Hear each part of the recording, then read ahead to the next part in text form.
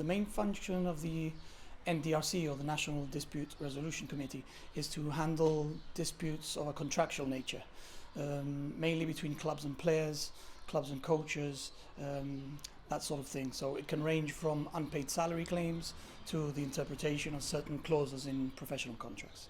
Pre-UEFA, it was never an issue.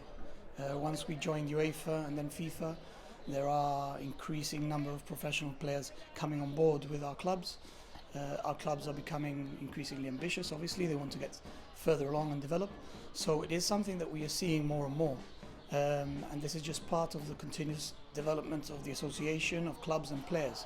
So they are aware of the type of contracts that they're entering into. Up to a few months ago, all contractual disputes were directed to FIFA.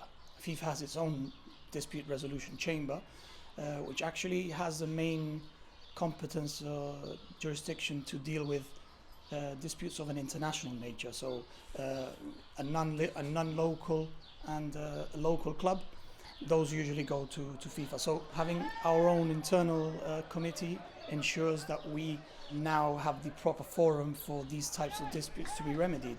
There are several outstanding issues, several players who have raised issues of unpaid salaries, but to the extent of only sending us an email and us having to sort of start an investigation on it.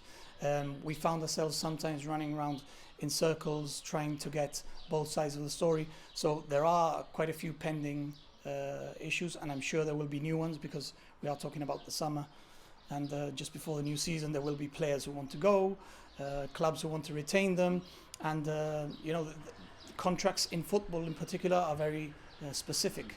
It's not like an employment contract where under normal circumstances an employee can give his 1 month or 3 month notice and leave. There's a very important and sacred principle of contractual stability in football contracts, which has to be respected by both sides. So the decisions made by the NDRC will have to be followed. We're talking about 4 independent qualified lawyers with a sporting background, so there is no issue of fairness or question of fairness or impartiality in this. So what they decide will obviously be authoritative. There is an appeal process, of course, like with any other disciplinary issue, but it'll have the same powers as our disciplinary bodies.